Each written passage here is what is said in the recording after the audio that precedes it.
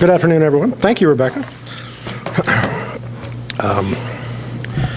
Rebecca has left it to me to mention that I have drawn the honor of introducing Dr. Kress, since I have known her for 25 years, more than that perhaps.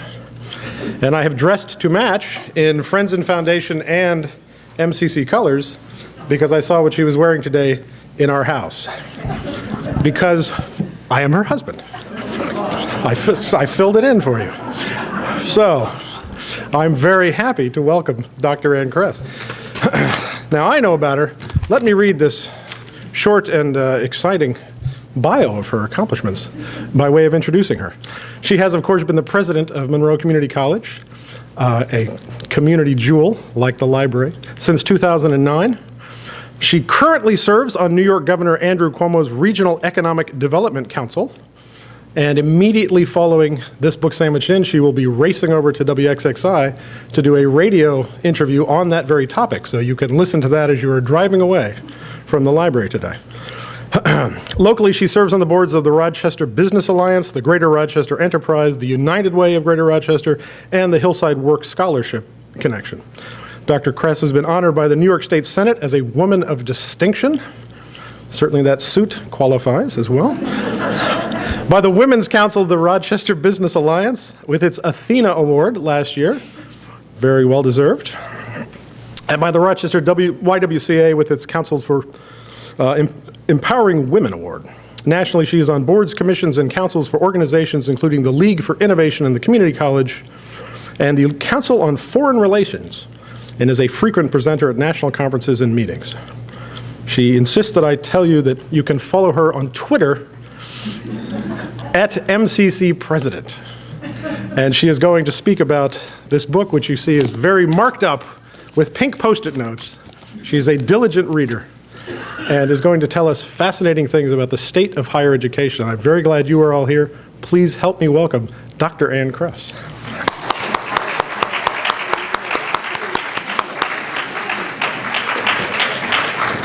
Well done. Thank you. Well, I'm wearing red and blue because today, I think, hopefully, most of you know is National Voter Registration Day. So we had some activities at the college around that as well.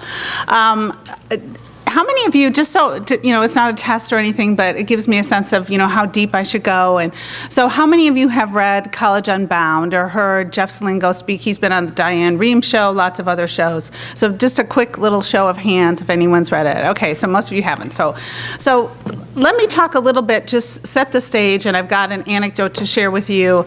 But I have to say, we talk a lot about college affordability, and people always ask, how come MCC is so affordable?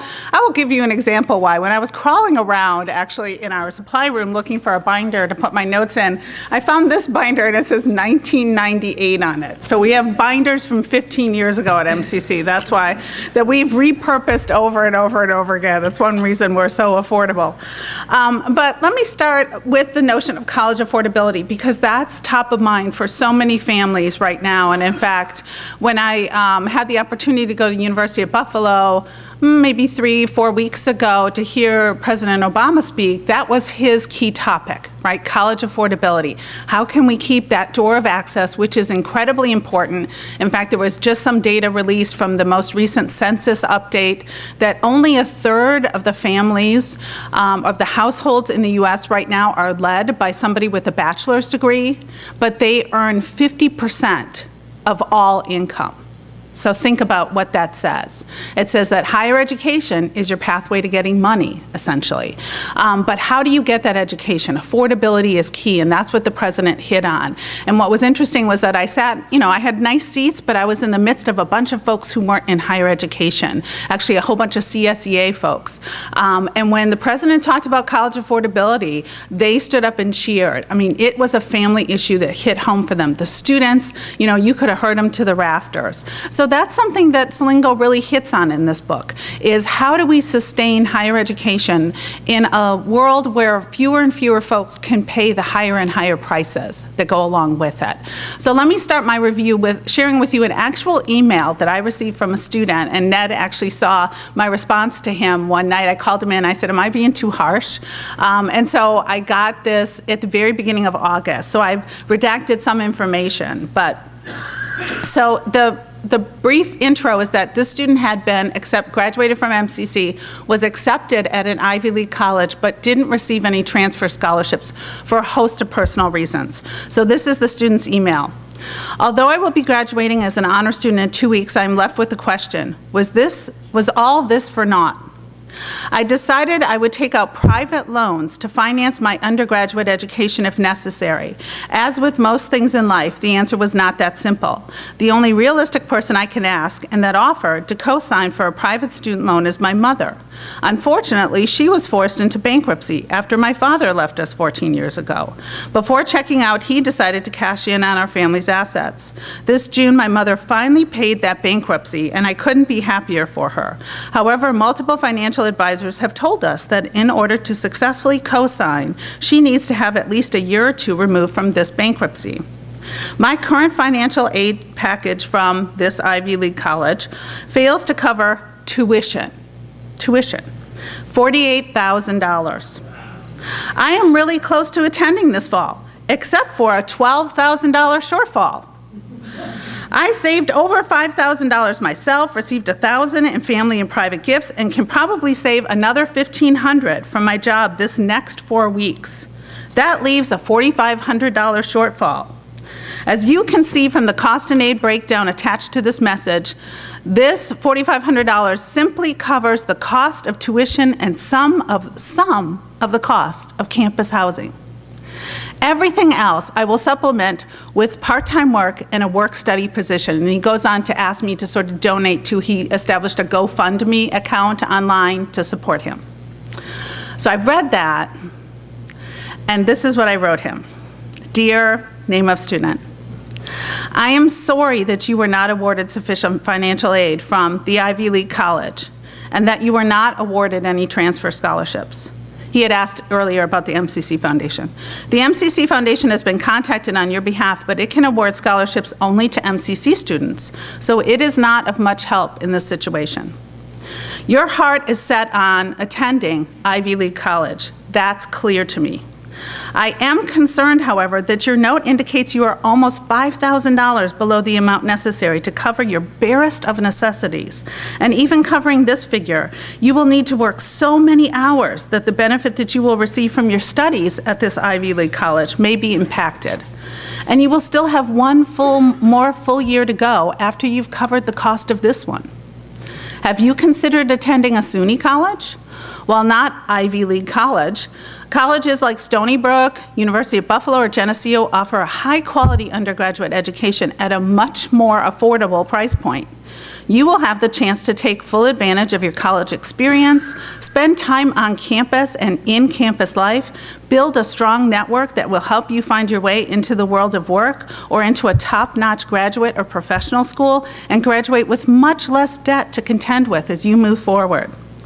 I know this is not what you want to hear.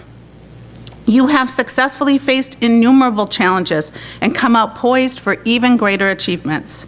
You have earned a place at Ivy League College by every measure, but I feel the need to ask you to reflect on the cost you might be paying for that price.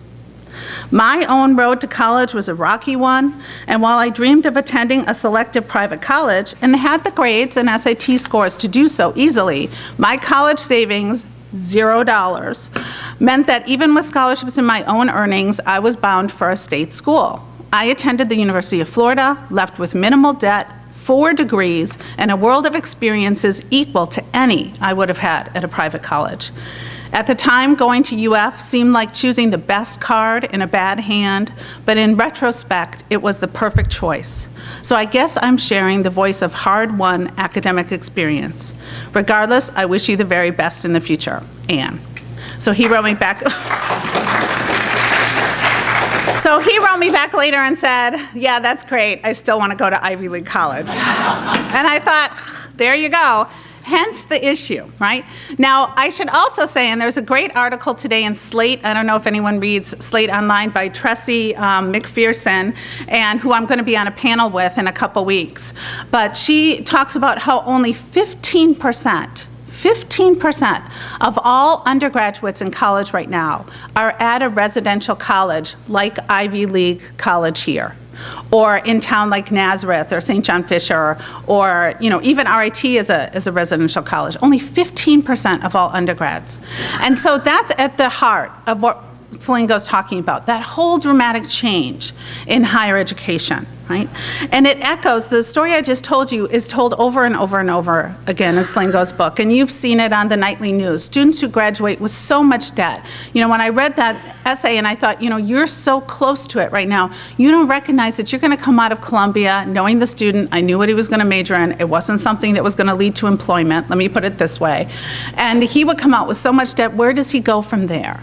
And that's really what Selingo's talking about. These students who have this avalanche of debt that's going to deny them essentially the American dream that they went to college for. So the reality is, though, that that dream still comes true for a lot of college graduates who are able to sort of balance, as Selingo mentions, the cost of their education with what the benefit is going to be on the way out. And that benefit is substantial. Okay, so we hear a lot about, is college worth it? Is college worth it? It is worth it. When you earn an associate's degree, you're going to make on average an extra $500,000, $500,000 over your lifetime. If you earn a bachelor's degree, on average, you'll make an extra $1 million over your lifetime. That's worth it, right? And Selingo doesn't counter that. He says it's worth it. But one of the challenges is that, as he notes in the book, you can't really find any economists who will tell you that paying more for that college education is going to get you more in the long run.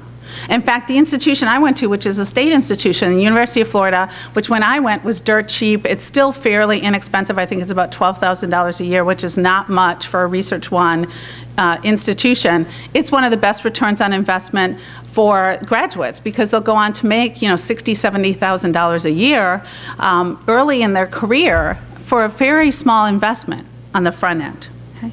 So what Selingo does is he talks a lot about higher education as an industry and talks about cost related to that.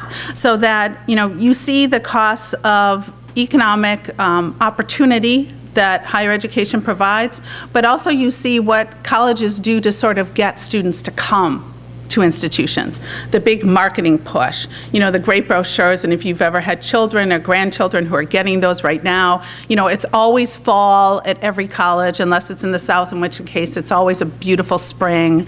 Every brochure is full of happy people on their way, going somewhere, right? It's not about, they don't show you the brochure with kids studying all the time. They don't show you the brochure with other unattractive aspects of college, but they sell you the dream and then give you the price tag. Okay. I know my sister was here with my niece, who is 17 and just starting college tours, and has been recruited, even though she's from Florida, by a couple institutions nearby, and did those tours, and my sister came back and said, wow, we never went to college like this. She also went to the University of Florida. She said, is this what college is like everywhere? Is that why it's $60,000 a year? And I said, well, it's not like that at MCC. So I think part of the challenge that Selingo identifies is that as those prices go up, they're exceeding the average families, like my sister's family, not just capacity to pay them, but willingness to pay those prices. And when that family isn't the family of a 17-year-old, but the family of a 40-year-old who's getting their first college degree or going back to college, they're definitely both unable and unwilling to pay for it. So what Selingo identifies, and I'll call my review today sort of a tale of two lists, he identifies 5 disruptions that he says will change the face of higher education forever, sort of a bit hyperbolic, but we'll take him at that. And then he talks about what those changes will result in. So I want to go through those quickly and give you some local examples. All right. I'm out of time already, apparently. All right. The first is what he calls, and so these are his words, a sea of red ink. Okay, so he reports that a third, so think about this, a third of all colleges and universities are on an unsustainable financial path, and about 25% more are just right behind them. Okay? So he says that the financial model that once sustained higher education is simply no longer sustainable. And you don't have to look too far from home to see that. One of our colleagues, MCC is part of the SUNY system, State University of New York, which is often held up as an affordable access point to higher education. But one of our colleague institutions, Cayuga Community College, a little bit further south by Auburn, just declared financial exigency, which essentially means they're out of money. You can also see a lot of discussions about the falling enrollments nationwide. So especially for private institutions, and we have a lot of private higher educational institutions in the Rochester area, plus in all of the Northeast, that as fewer and fewer students are coming to college, and they've raised up the tuition, and tuition's going higher, but then they discount that tuition, right? You don't ever really pay the list price. You pay less than that. So your net gain on every student you get is less and less and less. Then you can see that you've sort of set up a system that's going to break down eventually, and Selingo identifies that. The other thing he talks about is the disappearing state in public higher education, right? In 2012, 29 states out of 50, right, gave less to colleges than they had in 2007. So think about that. We're really going backwards. And despite the signs of the economic recovery, that continues. What Selingo posits is that given the current rates of what we call the public disinvestment in higher education, that by 2022, states will begin, in his words, getting out of the business of supporting higher education. Okay. So, you don't want to pay any more taxes. Those taxes need to go for other things at the state level, whether it's Medicare, Medicaid, all sorts of obligations, so it's not coming to higher education. Classic example, 3 years ago, 4 years ago now, wow, it's 2013. In 2009, when I was hired, we had a certain funding level. By 2010, that funding level was cut by 21% in 1 year by the state. We did not increase our tuition 21%, I will tell you. We absorbed a lot of those cuts. We have a certain economies of scale at MCC that allow us to do that. Smaller institutions like Cayuga and others, it's more difficult. The other thing you can see around the country, it's not just in New York State. Massachusetts right now went to a performance funding model for its higher education system. Interestingly, just talked to some presidents from Massachusetts last weekend. They don't have money to give to the community colleges. They budgeted it, but it's not in the actual state coffers. So they've told the community colleges, we'll get it to you when we have it. Which is not a really good way to run a railroad. In Illinois, they are still waiting for last year's funding from the state to all higher education. So they've essentially had to eat through all of their savings accounts. The other thing Selingo notes is that the well of full-paying students is running dry. Okay. So the students who can actually afford to pay themselves rather than getting financial aid, whether it's grants or loans or scholarships, there are fewer and fewer of those folks because of the changes in the economy. It's one of the reasons why you see increasing numbers of international students at educational institutions, because typically they can pay full freight, and they do. And in fact, sometimes, and there are some good examples right here in the Rochester area, there are colleges that run full alternate colleges overseas, in China, in Vietnam, where the students there are essentially subsidizing the operations here. Okay, and you can think, how long will a model like that work? How long before the institution or the nation wants to keep those dollars local and invest in their own operations? He also talks about unbundled alternatives and says that they're improving. So what does that mean? It means that at MCC, at the University of Rochester, RIT at Brockport, we award degrees. We're accredited to offer degrees, and those degrees are the gateway to employment. But if in the future someone else can offer a credential that's like a degree, and students don't necessarily need to come to MCC or the University of Rochester or RIT or Nazareth anymore, why would they? And so there are huge organizations, the MacArthur Foundation, for example, the Bill and Melinda Gates Foundation, that are putting big investments in developing what they're calling badges that would accredit certain skill sets that students have. And if those gain currency, if those gain the ability to access federal financial aid, then we may be out of business, because it's a lot easier and quicker sometimes to get those badges than to go through an actual degree path. And then he also talks about, a good example, I should say, and I'll put in a plug for an event we're having at MCC. On May 6th, we'll have a discussion about workforce, and we'll have Bill Simons from the Harvard Graduate School of Education to talk about pathways to prosperity.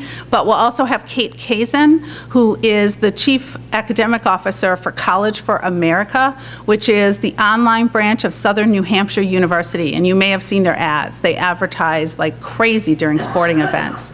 And they're a competency-based educational institution, which means that you don't take classes, you just show mastery of, say, communication skills or quantitative reasoning or team building, and you get a badge for it. And if you get enough of those, you'll get a degree.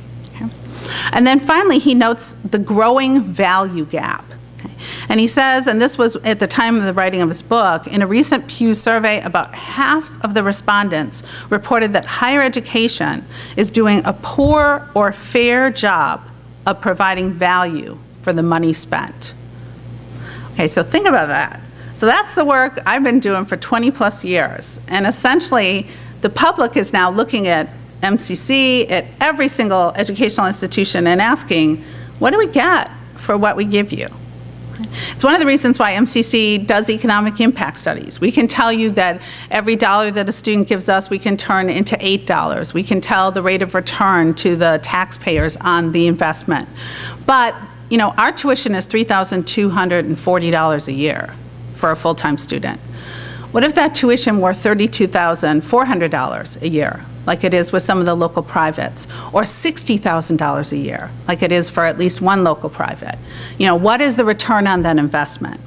So Selingo says that this value gap, the growing belief by the majority of Americans that they're not getting what they pay for from college, is really the biggest crisis that higher education faces. So what's interesting is just this week, the National Journal Heartland Monitor released a poll that found that only 53% of adults think a college education is a ticket to the middle class that helps people get good jobs. Okay? Only 50% of the people believe anymore that higher education is going to get you a better future. And almost 40% think that, quote, it's an economic burden that is too often expensive and requires taking on debt. Right? That is a crisis for higher education.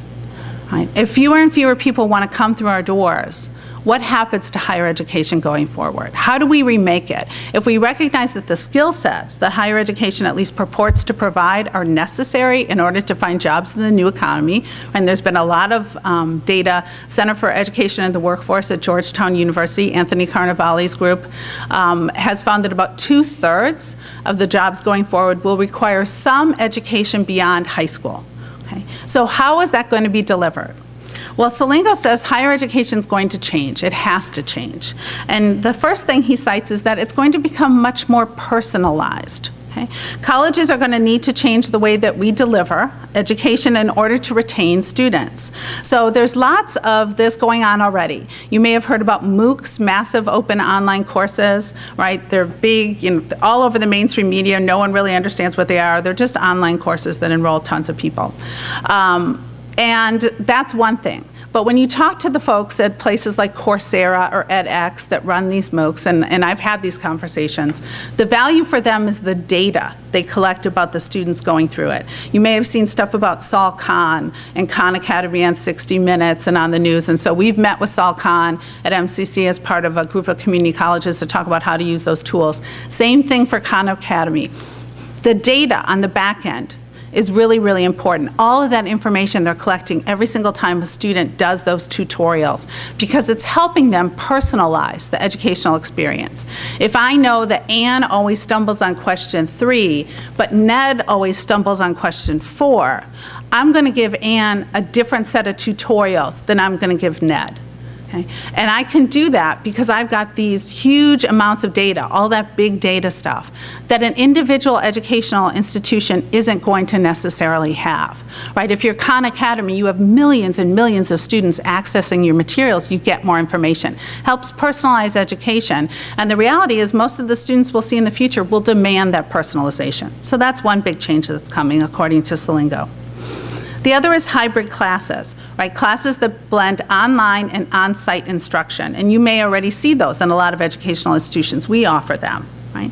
But he says that's the only way to address the growing costs and accommodate more and more students. So for example, flipped classrooms. We do that at MCC right now. That in lab classes, you may do your didactic, your lecture part online. So when you come in the classroom, you actually are going to do the work. Right, so the classrooms are going to look different.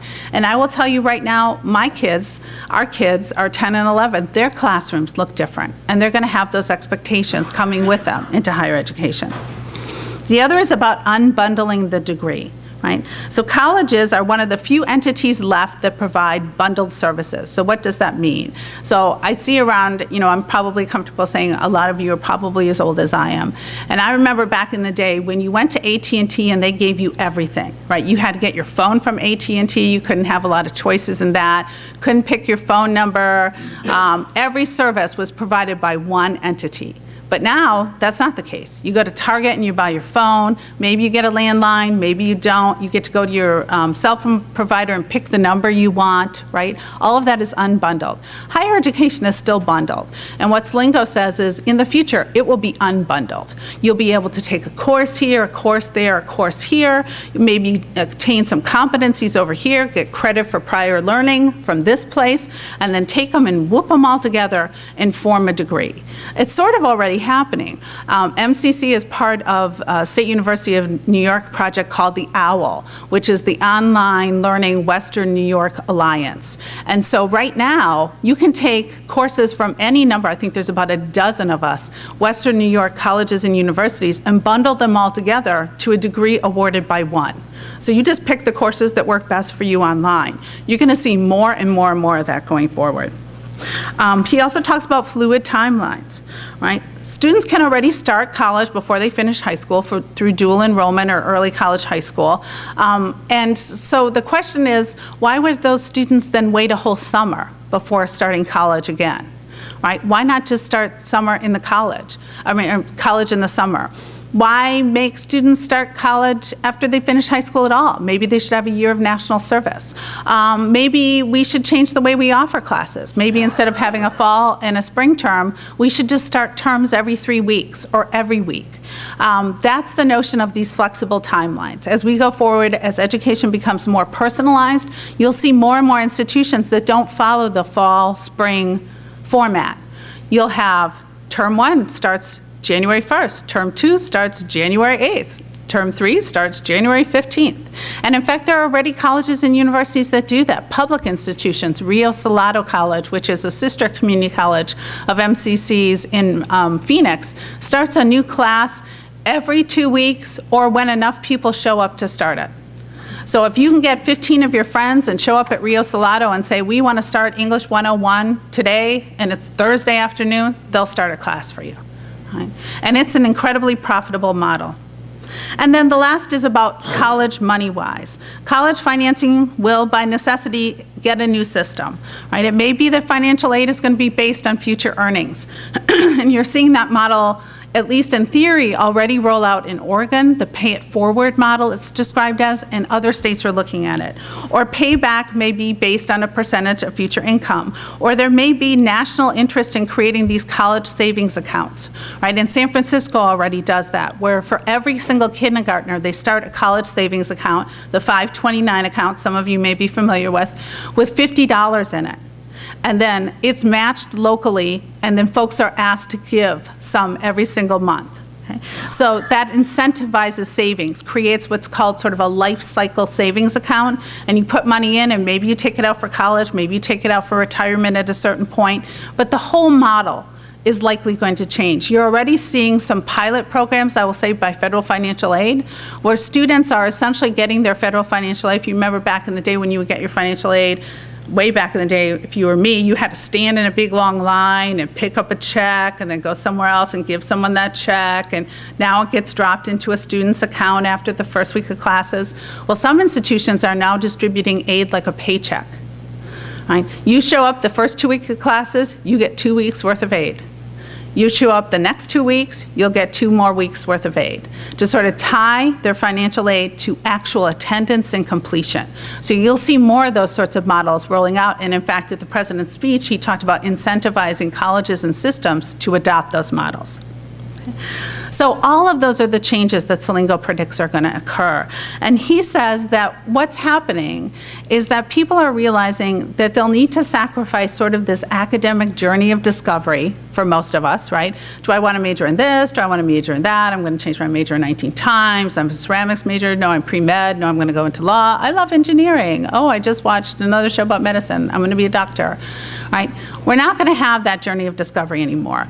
What you're going to see going forward is higher education is going to be both personalized but highly structured to ensure not just access but also success and completion, right? And that federal and state policy are going to drive all institutions in this direction, public institutions or private institutions, largely because of the role that federal financial aid and the strings that are attached to that play in private institutions as well. So I want to certainly allow some time for questions, but I would say, I think Selingo has done an incredible job in a very compelling and engaging way of sort of lifting a lot of the current discussions that are going on inside baseball, inside higher ed, to something that's really readable. If I were to critique him on a couple things, I would say that there's still too much emphasis in here on private colleges and universities. 3/4, as he even notes, of all students in higher education go to public institutions, but there's still too much emphasis on private in here. The other is that there's not enough about community colleges. Valencia College, Sandy Sugar's a friend, is in here largely. Scott Evanbeck from the new college of CUNY, which is right by Bryant Park, is in here. He's a good guy as well. But there's just not enough about community colleges and the work that we do. We serve 50% of all undergraduates. We're incredibly affordable. You're going to save between 40 and 90% on the cost of your four-year education if you start at MCC, for example.